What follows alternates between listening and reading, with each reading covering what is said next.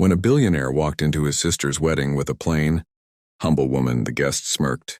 But when the groom looked at her, bowed, and called her ma'am, the room froze. What happened next left everyone speechless. Alexander Whitmore, one of London's most successful billionaires, was known for his immaculate suits, luxury cars, and lavish lifestyle. So when the news spread that he was bringing a date to his sister Amelia's wedding, everyone expected a glamorous supermodel or a high society heiress. But on the wedding day, walking beside him was a woman in a modest pastel dress, her hair tied simply, and not a hint of expensive jewelry on her. Her name was Grace Miller, a librarian from a small countryside town whom Alexander had met by chance. The wedding guests stared, whispering behind their champagne glasses. Some smiled politely, others smirked as if this was some sort of joke. Even Amelia's friends exchanged curious glances, wondering what on earth Alexander was thinking. Grace, however, walked with quiet confidence, her warm smile lighting up her face. She didn't seem fazed by the opulent venue or the judgmental eyes on her. Little did anyone know she was about to leave an unforgettable mark on this night. The ceremony began in the grand hall, filled with crystal chandeliers and golden decor.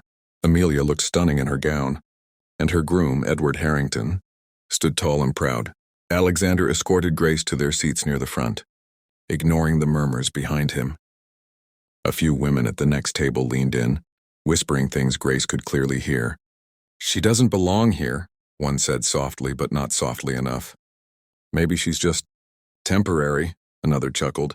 Alexander noticed but didn't react. His calm expression never changed. Grace simply sipped her water, her posture graceful yet strong. The ceremony proceeded, but anticipation hung in the air, as if something dramatic was waiting to unfold. The turning point came just after the vows were exchanged. As the officiant declared the couple husband and wife, Edward turned to greet Alexander and Grace. When his eyes fell on Grace, a sudden flicker of surprise passed over his face. "Ma'am," Edward said with deep respect, bowing his head slightly. The room froze for a moment. The word echoed in the vast hall. People exchanged confused glances, whispering rapidly to each other. Why would the groom address a simple, unknown woman in such a formal and reverent way? Even Alexander looked intrigued, his brow raising just slightly. Grace smiled warmly at Edward and said, "It's good to see you again." The familiarity in her tone only deepened the mystery. Every guest was now leaning forward in curiosity. Alexander had never seen his usually composed brother-in-law-to-be so visibly moved. Edward's voice trembled slightly as he said, "It's an honor to have you here, ma'am." Those sitting close enough saw Edward's hands shake as he reached out to shake Grace's hand. Alexander, puzzled, turned to Grace. "You know each other?"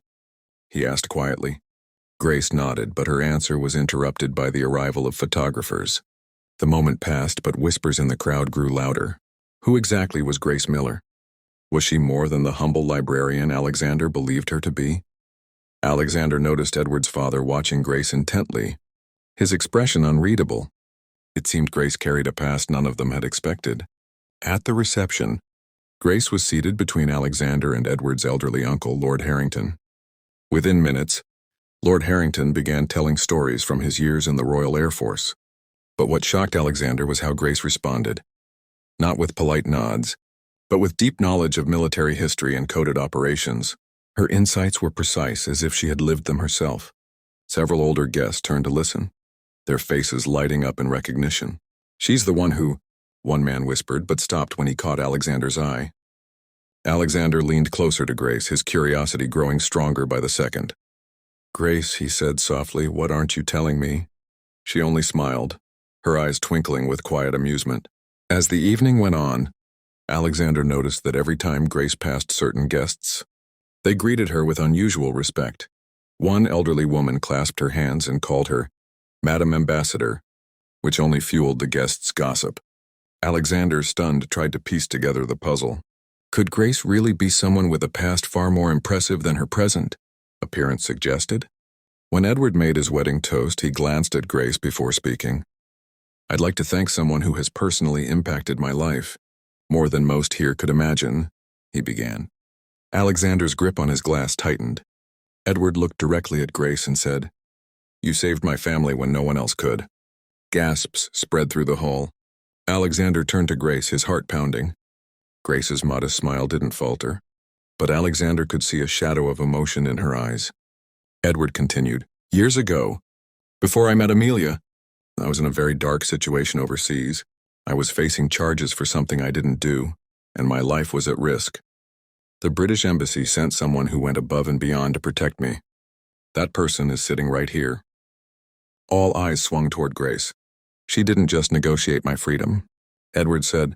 "She saved my dignity and my future." Grace lowered her gaze, clearly not seeking attention. But now the whispers had shifted from judgment to awe. Alexander felt a rush of pride and then confusion for the woman beside him. Guests began to approach Grace, eager to thank her or at least shake her hand. Many of them seemed to already know her name from whispered stories. Alexander watched in amazement as the woman, he thought was just a quiet librarian, navigated the crowd with dignity and grace. In that moment, he realized Grace had deliberately kept her extraordinary past hidden. She had chosen to live simply, away from titles and prestige. Alexander thought about all the shallow, self-absorbed women he had met in his world. None of them could compare to this woman who commanded respect without even trying. When the music began, Alexander offered his hand. "May I have this dance, Madam Ambassador?" he teased. Grace chuckled and accepted. As they danced under the golden lights, Alexander leaned in and whispered, "Why didn't you tell me?" Grace shrugged softly. "Because who I was doesn't matter. Who I am now does." Alexander felt something shift in his heart. Admiration, respect, and something deeper. He knew this night had changed the way everyone saw Grace, but it had also changed him. For the first time in years, he wasn't thinking about status or appearances. He was thinking about the woman who had walked into a ballroom full of doubters and left them speechless. Alexander realized he wanted to know everything about her. The music slowed and Grace smiled up at him. "I suppose you're not regretting bringing me here now?" she asked playfully. "Not for a second," he replied. By the end of the night, even the most judgmental guests were treating Grace with the utmost respect. Alexander walked her to the car, still processing everything he had learned. "You've got a lot of explaining to do," he said with a grin. Grace simply replied, "One day, Alexander. But not tonight." As the car pulled away, Alexander watched her. Feeling both intrigued and deeply grateful, he realized that this so-called simple woman had just outshone everyone in the room. And she had done it without diamonds, designer dresses, or boasting. Sometimes, true class and power don't need to be announced. They reveal themselves naturally. That night, Alexander knew he had just witnessed something rare. And he wasn't about to let Grace Miller disappear from his life.